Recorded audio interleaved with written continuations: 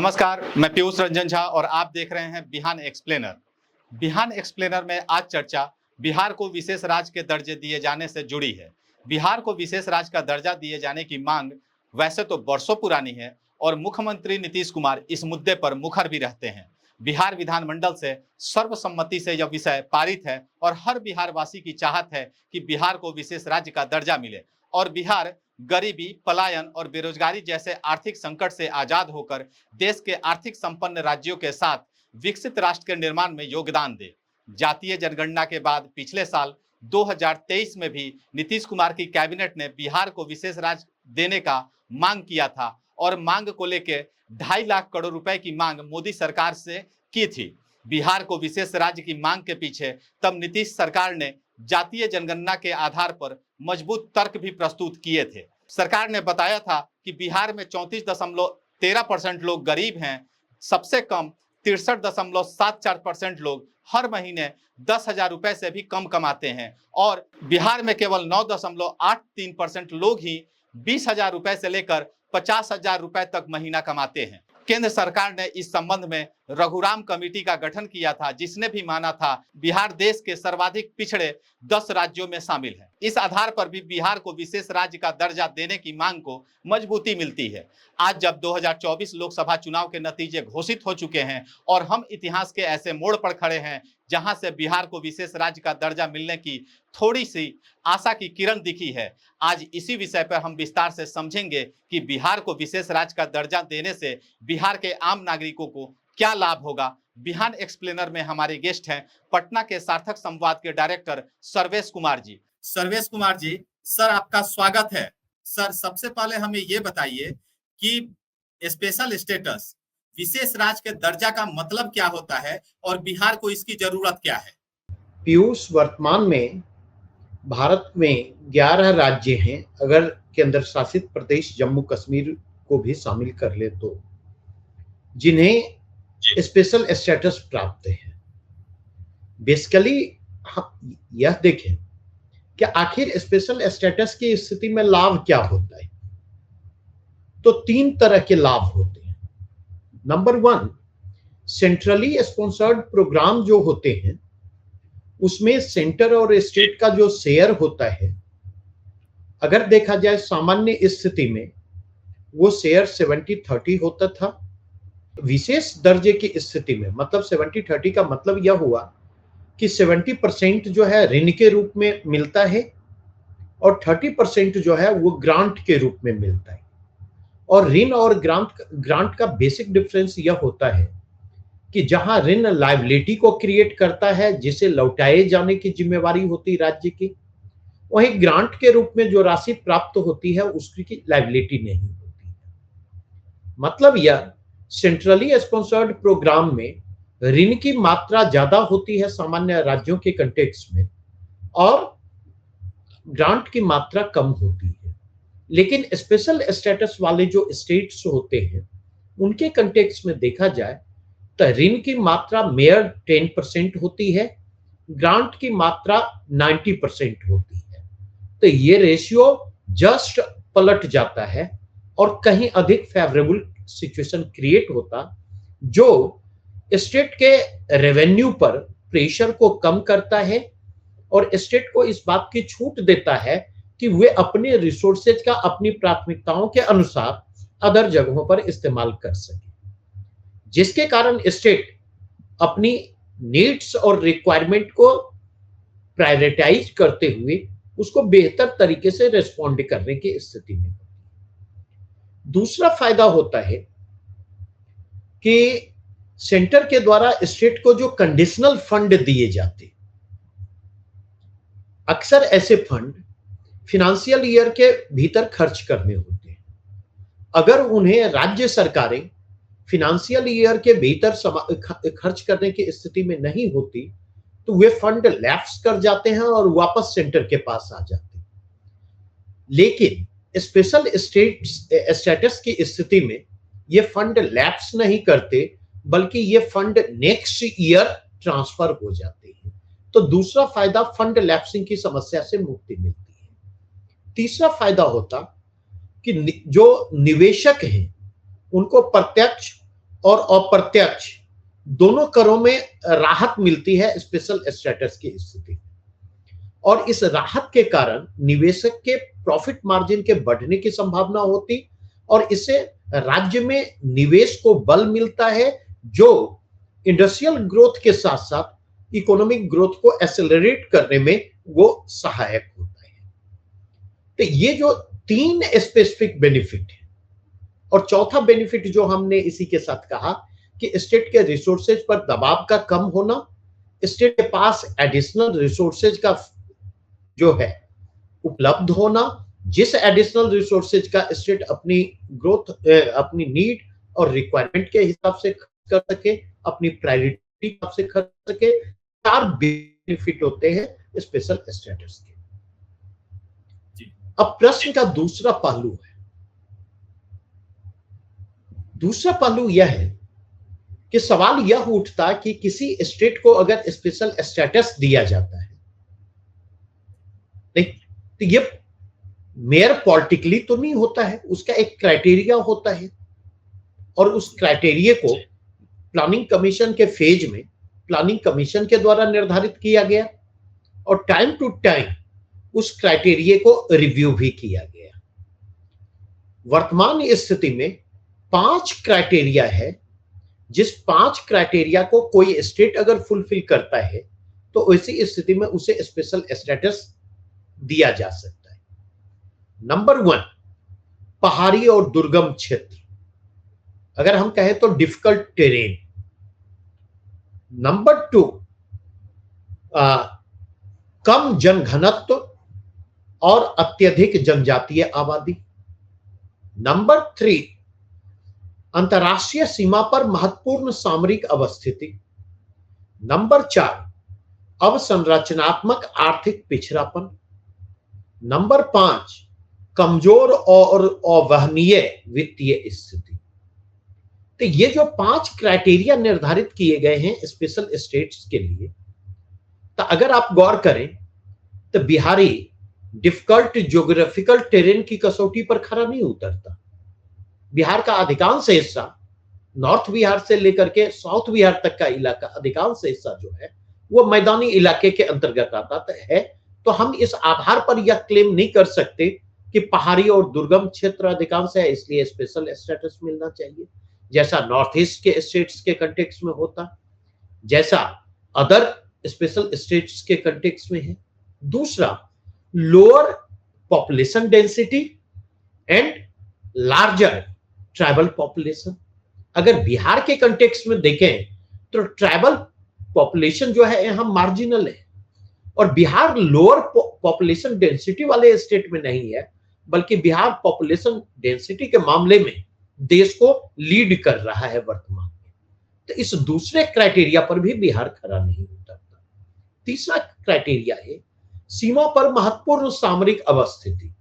और जब सीमा पर महत्वपूर्ण सामरिक अवस्थिति की बात हम करते तो उस स्थिति में यह ध्यान देखा जाए कि यह फ्रेंच स्टेट के कंटेक्स्ट में बात नहीं हो रही है, ये एनिमी स्टेट्स के कंटेक्स्ट में बात हो रही है। तो एट फर्स्ट ग्लांस देखें तो बिहार इस कसौटी पर भी खरा उतरता नहीं दिखाई पड़ता। अगर इस कंटेक्स्ट में हम आगे बढ़े तो इनकमिंग वॉइस कॉल फ्रॉम +91 62078 90761।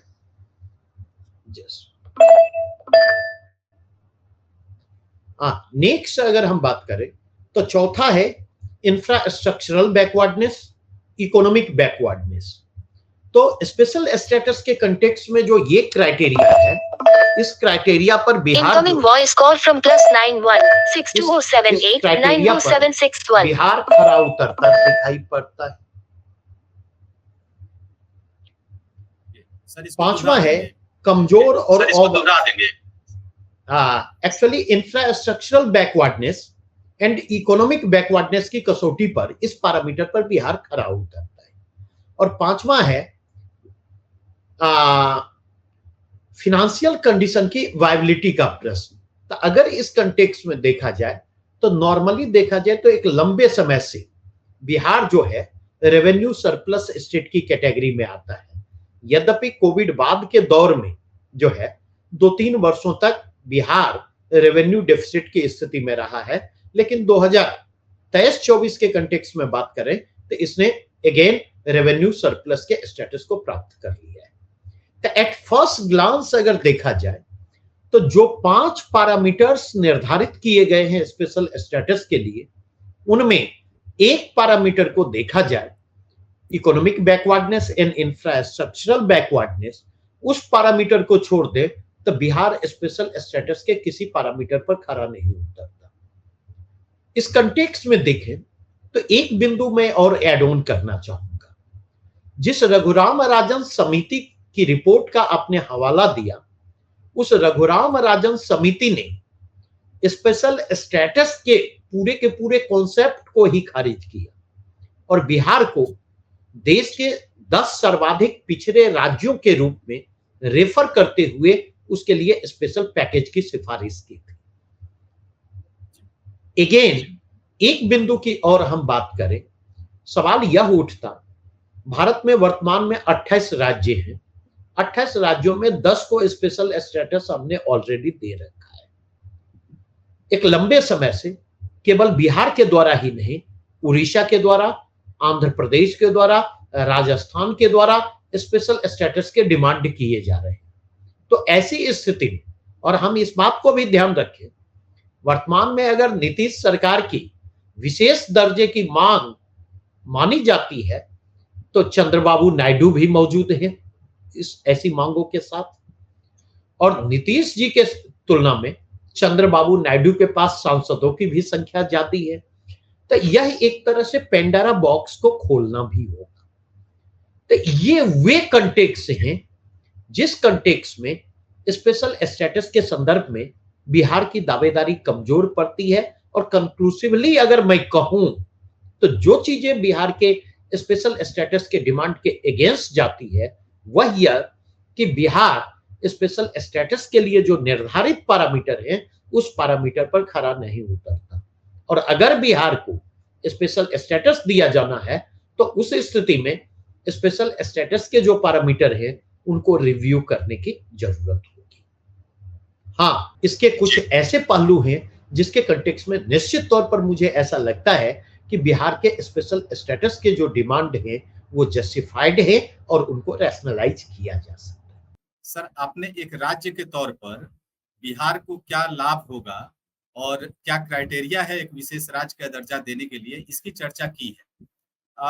लेकिन एक लेमैन की भाषा में अगर हम बात करें तो एक आम आदमी को, एक आम बिहारी को, अगर बिहार को विशेष राज्य का दर्जा मिलता है तो एक आम बिहारी को इससे क्या क्या लाभ हो?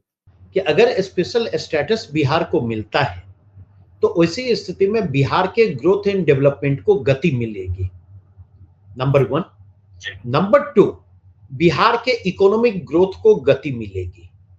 नंबर 3, बिहार की जो नीड और रिक्वायरमेंट है, उस नीड और रिक्वायरमेंट के कंटेक्स्ट में बिहार सरकार की जो प्रायोरिटीज हैं उनके लिए रिसोर्सेज की अवेलेबिलिटी बढ़ेगी।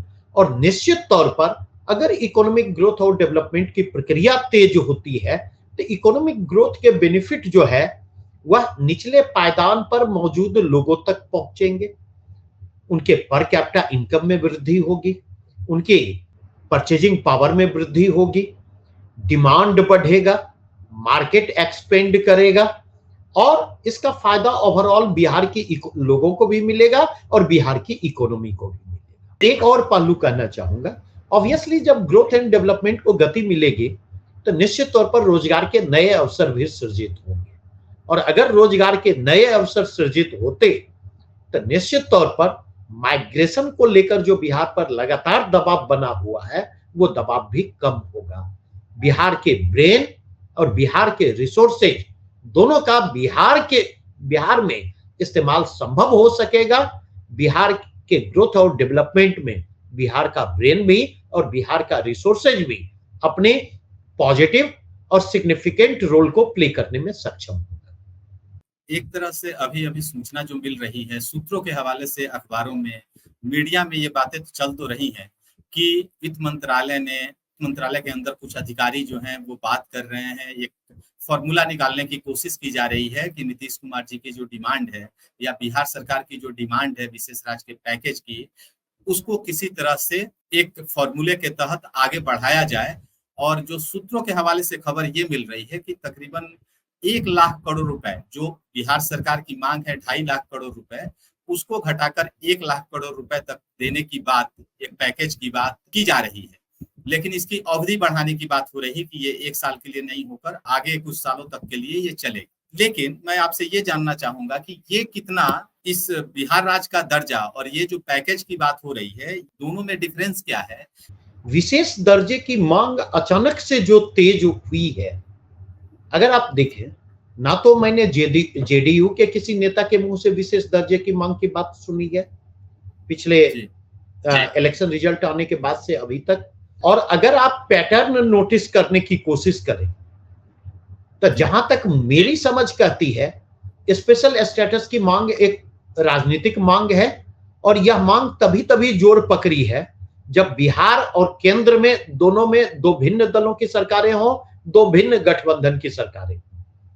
एक्सेप्शनल केस में 1 से 2 बार ऐसा हुआ है जब सेम गठबंधन की सरकार होने के बावजूद बिहार सरकार की ओर से स्पेशल स्टेटस के डिमांड की औपचारिकता पूरी की गई है, अदरवाइज दबाव निर्मित करने की कोई कोशिश नहीं दिखती। नंबर 1।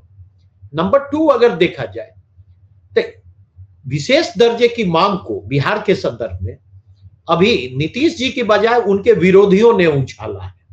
दरअसल एनडीए के घटक दलों के जो अंतर्विरोध है और भाजपा की सरकार गठन के लिए घटक दलों पर जो निर्भरता है, विशेष रूप से चंद्रबाबू नायडू और नीतीश कुमार जी पर जो निर्भरता है, और कहीं न कहीं दोनों के आइडिया ऑफ इंडिया में जो कन्फ्लिक्टिंग पोजीशन है, कहीं न कहीं उन अंतर विरोधों को उभारने के लिए ऑपोजिशन और सिविल सोसाइटी और कहीं न कहीं जो है मीडिया का एक हिस्सा लगातार स्पेशल स्टेटस के डिमांड के माध्यम से नीतीश जी पर भी नैतिक दबाव उत्पन्न कर रहा है। साथ ही साथ जो है भाजपा के शीर्ष नेतृत्व पर भी वह दबाव उत्पन्न करने की कोशिश कर रहा है, क्योंकि यह जितना दबाव निर्मित होगा एनडीए के भीतर के अंतर्विरोध को प्रबंधन उतना ही मुश्किल होगा, चाहे मंत्रालयों के स्तर पर गिव एंड टेक हो, चाहे स्पेशल स्टेटस के डिमांड के कंटेक्स्ट में हो या अदर कोई भी इशू हो। तीसरी बात, आपने जो बात उठाई वो स्पेशल स्टेटस नहीं, वो स्पेशल पैकेज की बात है। हम इस चीज को समझें, अगर आपको ध्यान हो तो मुझे ध्यान है 2015 के विधानसभा चुनाव के समय में प्रधानमंत्री जी ने करीब 1,65,000 करोड़ के विशेष पैकेज की घोषणा की थी। वो 1,65,000 करोड़ का विशेष पैकेज मिला नहीं मिला, कहां गया, चुनाव के बाद ना तो प्रधानमंत्री जी को इस बात का ख्याल रहा और ना ही चुनाव के बाद बिहार सरकार की ओर से कभी उस पैकेज के डिमांड किए गए। हम इस फर्क को समझें, स्पेशल पैकेज की बात रघुराम राजन समिति भी करती है। स्पेशल पैकेज का डिमांड नीतीश जी का डिमांड नहीं है, एक लंबे समय से किया जा रहा है। विशेषकर आप देखेंगे जब बिहार से झारखंड को अलग किया गया था तब से स्पेशल पैकेज की मांग की जा रही है और स्पेशल पैकेज वो ड्यू है।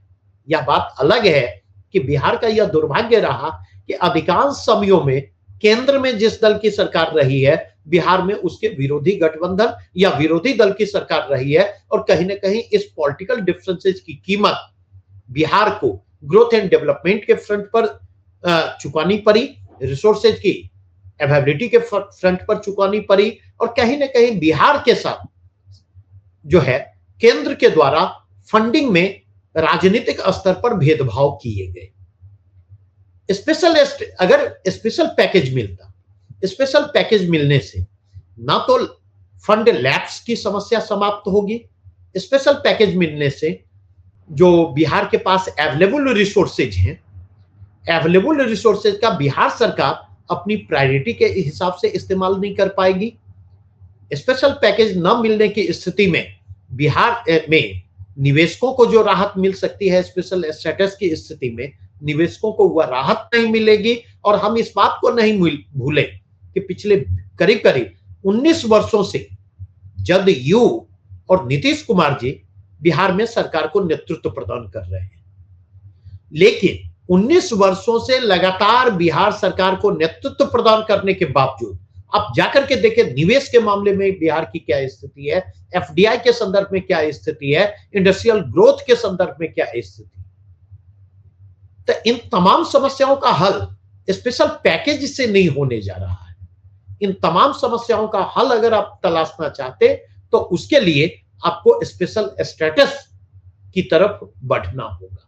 और मुझे लगता अभी थोड़ी देर पहले मैं जब आपके साथ चर्चा कर रहा था तो स्पेशल स्टेटस के जो पैरामीटर्स है उनके कंटेक्स्ट में मैंने यह चर्चा की कि कहीं ना कहीं ये बिहार की मांग को खारिज करते।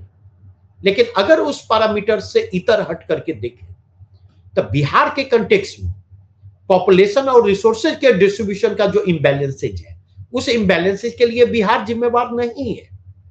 अगर बिहार के कंटेक्स्ट में देखें तो आप अंदाजा लगा लें कि बिहार 2.8% ऑफ ज्योग्राफिकल एरिया को रिप्रेजेंट करता है, जबकि बिहार में अगर आप जाकर के देखें तो 16% इंडिया का फ्लड अफेक्टेड एरिया बिहार में पड़ता है।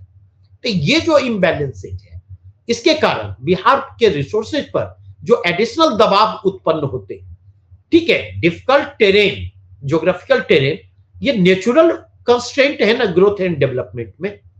तो बिहार के कंटेक्स्ट में अगर आप जाकर के देखें फ्लड एंड ड्रॉट भी तो नेचुरल कंस्ट्रेंट है ना, और वो नेचुरल कंस्ट्रेंट जो है ना केवल बिहार के ग्रोथ एंड डेवलपमेंट को एडवर्सली प्रभावित कर रहे, बिहार के रिसोर्सेज पर प्रेशर क्रिएट कर रहे हैं, बल्कि वे रिसोर्सेज के वेस्टेज को भी इंश्योर करने का काम कर रहे हैं। एट द सेम टाइम जाकर के देखें कांग्रेस की सरकार के द्वारा, मैं 1950 के दशक के मध्य की बात कर रहा हूं, माल भाड़ा समानीकरण की नीति इंट्रोड्यूस की गई थी और माल भाड़ा समानीकरण की नीति 1950 के दशक के मध्य से 1990 के दशक के मध्य तक एग्जिस्ट करती है। और माल भाड़ा समानीकरण की नीति के कारण ग्रोथ एंड डेवलपमेंट के फ्रंट पर बिहार के जो एडवांटेजियस पोजीशन थे वो एडवांटेजियस पोजीशन कमजोर पड़ते हैं और बिहार की कीमत पर वेस्टर्न और साउदर्न स्टेट का विकास होता है। सवाल यह उठता कि बिहार का जो बैकवर्डनेस है इसके लिए सेंट्रल गवर्नमेंट जिम्मेवार है और ये जिम्मेवारी सेंट्रल गवर्नमेंट को लेनी चाहिए। और समस्या सिर्फ इतनी नहीं है, झारखंड जब बिहार का हिस्सा था उस पूरे फेज के दौरान आप जाकर के देखें, हम लोग बचपन में पढ़ा करते थे बिहार जो है अमीर है, बिहार अमीर है लेकिन बिहारी गरीब है। तो बिहार अमीर है की जब बात हो रही थी तो नेचुरल रिसोर्सेज की अवेलेबिलिटी के पॉइंट ऑफ व्यू से बिहार के रिचनेस की बात हो रही सॉरी। और अगर उसके कंटेक्स्ट में देखें तो आप जाकर के देखें 1990 के दशक तक बिहार से जो नेचुरल रिसोर्सेज सेंट्रल गवर्नमेंट के पास गए उसके एवज में रॉयल्टी जो बिहार सरकार को मिलनी चाहिए रॉयल्टी का वॉल्यूम अपेक्षा से कम रहा। नॉमिनल रॉयल्टी मिली, नंबर 1। नंबर 2, वो रॉयल्टी भी जो मिली है पता चला वर्षों तक बकाया रॉयल्टी को रोक करके रखा गया। क्या इसके कारण बिहार का ग्रोथ एंड डेवलपमेंट नहीं प्रभावित हुआ?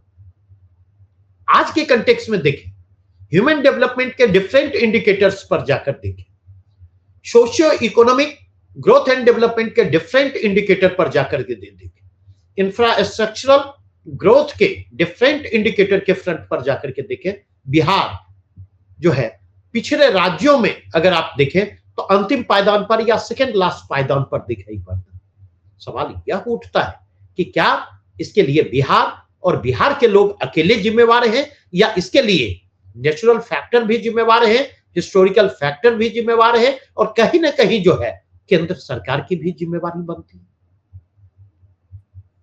मैंने आपके साथ बात की, ठीक है, बिहार में जनजातीय आबादी नहीं है, यह भी सही है कि बिहार हायर पॉपुलेशन डेंसिटी वाले स्टेट के कंटेक्स्ट में है।